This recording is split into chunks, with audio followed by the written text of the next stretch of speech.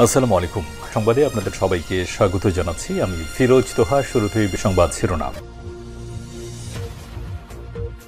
বাংলাদেশের সর্বশেষ গুরুত্বপূর্ণ আপডেট সংবাদে আপনাকে স্বাগত। শুরুতেই সংবাদ শিরোনাম, পরে বিস্তারিত।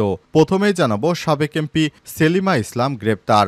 সংরক্ষিত নারী আসনের সাবেক সংসদ সদস্য ও কুমিল্লা উত্তর জেলা আওয়ামী লীগের সহসভাপতি সেলিমা ইসলামকে গ্রেপ্তার করা হয়েছে। রাজধানীর গুলশান এলাকা থেকে তাকে গ্রেপ্তার করা হয়েছে বলে জানিয়েছে ডিবি। আজ ডিবির যুগ্ম কমিশনার উত্তর মোহাম্মদ রেজাউল রবিউল হোসেন ভূঁইয়া গণমাধ্যমকে বিষয়টি নিশ্চিত করেছেন। তিনি জানান, সংরক্ষিত নারী আসনের সাবেক সংসদ সদস্য সেলিনা ইসলামকে গ্রেপ্তার করা হয়েছে অর্থ ও মানব পাচার মামলায়। কুয়েতের সাজাপ্রাপ্ত আসামি লক্ষ্মীপুর ২ আসনের সাবেক এমপি কাজী শহীদ ইসলাম পাপুলের স্ত্রী সেলিমা ইসলাম। জানাবো, আলহামদুলিল্লাহ, ভারতের S-400 বিমান প্রতিরক্ষা ব্যবস্থা ধ্বংস করে দেওয়ার দাবি পাকিস্তানের। ভারতের এতদিন যে গর্বের রাফাল যুদ্ধ বিমান নিয়ে তারা গর্ব করত, সেটি পাকিস্তান ৩টি ভূপাতিত করে দেওয়ার পর এবার তাদের সব থেকে গর্বের বিষয় যেটি হচ্ছে তাদের S-400 বিমান প্রতিরক্ষা সিস্টেম, যার মাধ্যমে পাকিস্তানের সমস্ত হামলা ঠেকিয়ে দিত ভারত। এর ৩টি ইউনিট রয়েছে তাদের হাতে। তার মধ্যে একটি ইউনিট, যার একটির দামই $1.5 বিলিয়ন, সেই S-400 বিমান প্রতিরক্ষা ব্যবস্থা ধ্বংস করে দিয়েছে পাকিস্তান। এরপর জানাবো, পারমাণবিক অস্ত্রের দেখভাল করা কমিটির জরুরি বৈঠক ডেকেছেন শেহবাজ শরীফ। এবার পাকিস্তানের প্রধানমন্ত্রী শাহবাজ শরীফ সে দেশের যারা পারমাণবিক অস্ত্র দেখভাল করে তাদেরকে জরুরি বৈঠকে ডেকেছেন। তার মানে কি পাকিস্তান পারমাণবিক বোমা মেরে দিবে ভারতে? এ বিষয়ে গুরুত্বপূর্ণ সংবাদ জানাবো, আমাদের সঙ্গেই থাকুন। এদিকে নেতানিয়াহুর সঙ্গে যোগাযোগ বন্ধ করে দিয়েছেন ডোনাল্ড ট্রাম্প। ইসরায়েলের প্রধানমন্ত্রী বেঞ্জামিন নেতানিয়াহুর সঙ্গে সরাসরি যোগাযোগ বিচ্ছিন্ন করে দিয়েছে মার্কিন প্রেসিডেন্ট ডোনাল্ড ট্রাম্প। ইসরায়েলি গণমাধ্যমের বরাতে খবর জানিয়েছে তুর্কি বার্তা সংস্থা আনাদুলু এজেন্সি। যুক্তরাষ্ট্রের প্রেসিডেন্ট ডোনাল্ড ট্রাম্পকে বোকা বানাতে চেয়েছিল ইসরায়েলের প্রধানমন্ত্রী নেতানিয়াহু। এ কারণে তার সঙ্গে সব রকমের যোগাযোগ বন্ধ করে দিয়েছে। এর ফলে ইরানের প্রতি যে হামলা করতে চেয়েছিল ইসরায়েল এবং হুতি বিদ্রোহীদের বিরুদ্ধে যে হামলা পরিচালনা করতে চেয়েছিল, সেটি এখন নেতানিয়াহু আটকে গেল। তিনি আর গাজায় বড় ধরনের আগ্রাসন চালাতে পারবেন না। জানাবো, মধ্যরাতে নিজেদের মাটিতেই ব্যালিস্টিক মিসাইল ছুটছে ভারত। অত্যন্ত হাস্যকর একটি বিষয় হচ্ছে, ভারত 6টি মিসাইল হামলা চালিয়েছে তাদের নিজের দেশেই। পাকিস্তানের ডিজিএফআইয়ের মহাপরিচালক আহমেদ শরীফ তিনি দাবি করেছেন, ভারত সেই মিসাইলগুলো তাদের নিজের রাজ্য পাঞ্জাবেই ছুটছে। প্রিয় দর্শক, এতক্ষণ শুনছিলেন সংবাদ শিরোনাম, এবারে বিস্তারিত। তবে তার আগে বন্ধুরা, অনুরোধ থাকবে এই সংবাদটিতে একটি লাইক দিন। এই চ্যানেলে আপনি নতুন হয়ে থাকলে আমাদের সংবাদটি দেখতে দেখতে চ্যানেলটি সাবস্ক্রাইব করে রাখুন। কমেন্ট করে বন্ধুরা আপনার মূল্যবান মতামত জানিয়ে দিন আপনি বিশ্বের কোন দেশ থেকে বা বাংলাদেশের কোন স্থান থেকে আমাদের সংবাদটি দেখছেন এবং শুনছেন। আর বন্ধুরা, ভারত পাকিস্তান যুদ্ধে আপনি কোন দেশকে সমর্থন করেন কমেন্ট করে জানিয়ে দিন।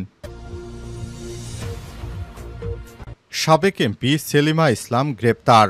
সংরক্ষিত নারী আসনে সাবেক সংসদ সদস্য কুমিল্লা উত্তর জেলা আওয়ামী লীগের সহসভাপতি সেলিনা ইসলামকে গ্রেপ্তার করা হয়েছে। রাজধানীর গুলশান এলাকা থেকে তাকে গ্রেপ্তার করা হয়েছে বলে জানিয়েছে ডিবি। আজ ডিবির যুগ্ম কমিশনার মোহাম্মদ রবিউল ইসলাম ভূঁইয়া গণমাধ্যমে গ্রেপ্তারের বিষয়টি নিশ্চিত করেছেন। তিনি আরও জানান, সংরক্ষিত নারী আসনের সাবেক সংসদ সদস্য সেলিনা ইসলামকে গ্রেপ্তার করা হয়েছে আলোচিত অর্থ মানব পাচার মামলায়। কুয়েতের সাজাপ্রাপ্ত আসামি লক্ষ্মীপুর ২ আসনের সাবেক এমপি কাজী শহীদ ইসলাম পাপুলের স্ত্রী সেলিমা ইসলাম।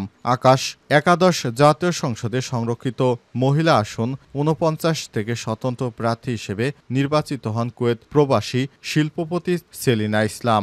এ সময় তিনি প্রবাসী থাকাকালীন বাংলাদেশের একজন এমপি নির্বাচিত হয়েছিলেন ডামি ইলেকশনের মাধ্যমে, অর্থাৎ শেখ হাসিনার ইচ্ছাতেই তাকে এমপির পদে দেওয়া হয়েছিল।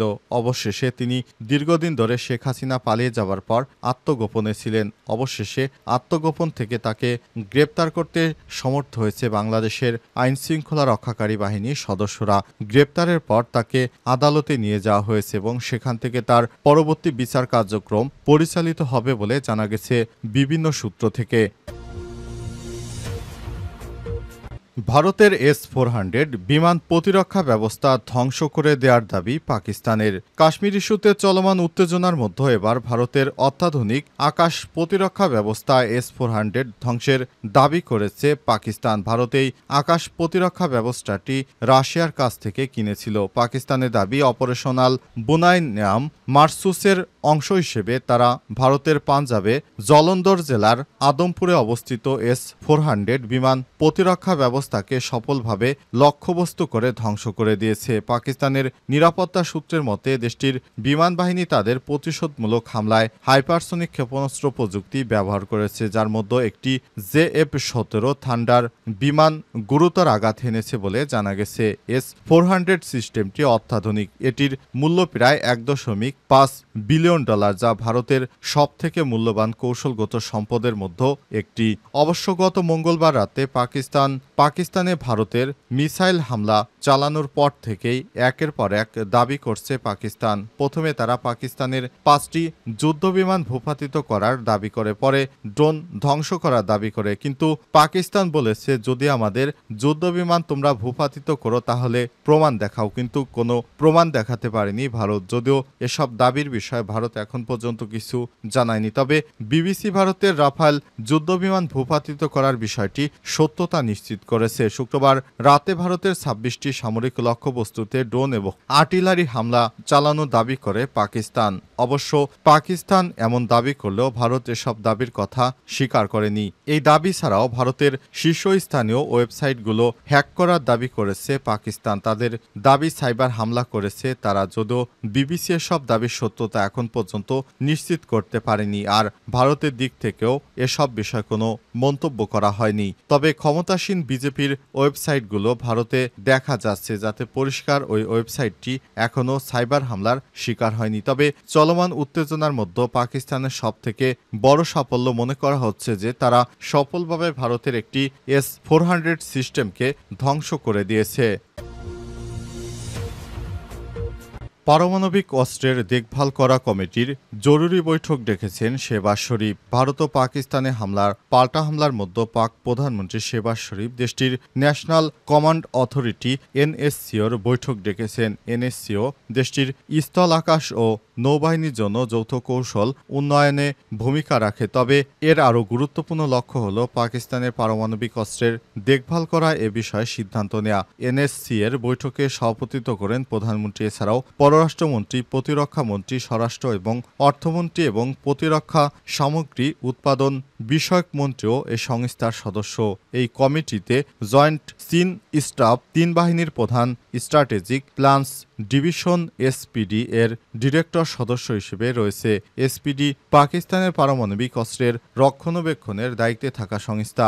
এশিয়ার 2 দেশের মধ্যে এমন উত্তেজনাকর পরিস্থিতিতে পাকিস্তানের পারমাণবিক অস্ত্রের দেখভাল করা এবং এ বিষয়ে সিদ্ধান্ত নেওয়া কমিটি বৈঠকের মাধ্যমে নতুন করে যুদ্ধের বিস্তৃত বাড়তে পারে বলে মনে করছেন অনেকেই। বৈঠকের পর পাকিস্তানের হামলার কৌশল পরিবর্তন হতে পারে বলেও ধারণা করা হচ্ছে। এদিকে পাক প্রধানমন্ত্রীকে ফোন করেছেন মার্কিন পররাষ্ট্রমন্ত্রী মার্ক রুবিও। এ সময় পাকিস্তান ও ভারতের মধ্যে উত্তেজনা প্রশমনের জন্য আলোচনায় তার দেশের সহায়তার প্রস্তাব দিয়েছেন বলে জানিয়েছেন মার্কিন পররাষ্ট্র দপ্তর। মার্কিন পররাষ্ট্র দপ্তরের মুখপাত্র ট্যামি ব্রুস এক বিবৃতিতে জানিয়েছেন, পররাষ্ট্রমন্ত্রী মার্ক রুবিও আজ পাকিস্তানের সেনাপ্রধান আসিম মুনিরের সঙ্গে কথা বলেছেন। রুবিও উভয় পক্ষকেই উত্তেজনা প্রশমনের উপায় খুঁজে বের করার আহ্বান জানিয়েছেন এবং ভবিষ্যতে সংঘাত এড়াতে গঠনমূলক আলোচনা শুরু করতে মার্কিন সহায়তার প্রস্তাব দিয়েছেন বলে জানা গেছে।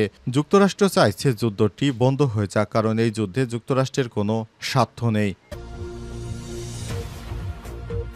নেতানিয়াহুর সঙ্গে যোগাযোগ বন্ধ করে দিয়েছে ডোনাল্ড ট্রাম্প। ইসরায়েলের প্রধানমন্ত্রী বেঞ্জামিন নেতানিয়াহুর সঙ্গে সরাসরি যোগাযোগ বিচ্ছিন্ন করে দিয়েছে মার্কিন প্রেসিডেন্ট ডোনাল্ড ট্রাম্প। ইসরায়েলি গণমাধ্যমের বরাতে এই খবর জানিয়েছে তুর্কি সংবাদ মাধ্যম আনাদুলু এজেন্সি। ইসরায়েলি আর্মি রেডিওর সাংবাদিক ইয়ানির কোজিন বৃহস্পতিবার 8 মে সামাজিক যোগাযোগ মাধ্যম টুইটারে এক পোস্টে বিষয়টি নিশ্চিত করে বলেছেন, ট্রাম্পের ঘনিষ্ঠ সহযোগীরা ইসরায়েলের কৌশলগত বিষয়ক মন্ত্রী রন ডারমারকে জানিয়েছেন ট্রাম্প এই সিদ্ধান্ত নিয়েছে কারণ তিনি মনে করেন নেতানিয়াহু তার সঙ্গে সম্পর্ক থেকে ফায়দা লুটছেন। একজন ইসরায়েলি কর্মকর্তা আরও বলেছে, সাম্প্রতিক সময়ে রিপাবলিকান নেতাদের সঙ্গে আলোচনায় ইসরায়েলি মন্ত্রী ডারমারের আচার ব্যবহার ট্রাম্পের ঘনিষ্ঠজনদের কাছে খুবই খারাপ এবং অসহযোগিতামূলক মনে হয়েছে। ওই কর্মকর্তা আরও বলেন, ট্রাম্পের আশপাশের লোকজন তাকে বলেছেন নেতানিয়াহু ট্রাম্পকে ব্যবহার করছে। নাম প্রকাশে অনিচ্ছুক ওই কর্মকর্তারা আরও বলেছেন, ট্রাম্পকে একটি বিষয় সবথেকে বেশি খেপিয়ে তোলে